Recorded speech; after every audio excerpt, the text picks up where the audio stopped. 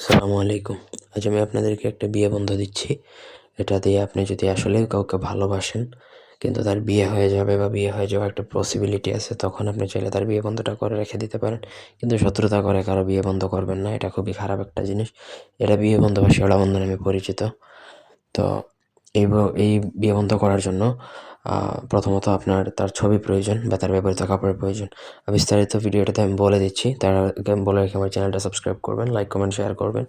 ব্যক্তিগত যে কোনো প্রয়োজন বা যে কোনো কাজের জন্য স্ক্রিনে দেওয়া নাম্বার আছে, সরাসরি ফোনে, হোয়াটসঅ্যাপে কিংবা ইমোতে যোগাযোগ করে যে কোনো কাজ করাতে পারবেন, দেশে কিংবা দেশের বাইরে থেকে।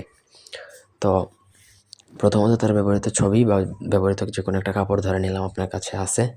তারপর আপনাকে স্ক্রিনে যেই মন্ত্রটা দেখতে পাচ্ছেন সেটা আপনাকে লিখতে হবে। ওই তার ব্যবহৃত কাপড়ের মধ্যে অথবা তার ছবির মধ্যে। এই মন্ত্রটা শুধুমাত্র লিখতে পারবেন হচ্ছে কেশরের কালি দ্বারা। অন্য কোনো কালি দ্বারা লেখা যায় না। কেশরের কালি দ্বারা লিখলে তবেই কিন্তু জাগ্রত হবে। কেশরের কালি দ্বারা লিখবেন।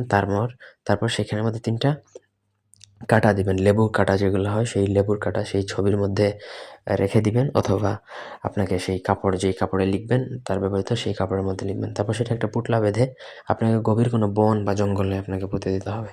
জঙ্গল যেখানে সচরাচর মানুষ কম যায় বা যায় না, এরকম। এই শেষ কিন্তু আপনার কাজ।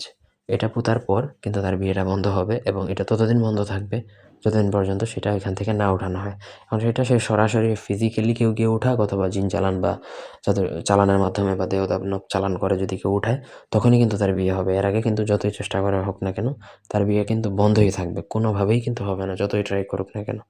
আশা করি বুঝাইতে পারছি। অন্যায়ভাবে কারো বিয়ে বন্ধ করা যাবে না।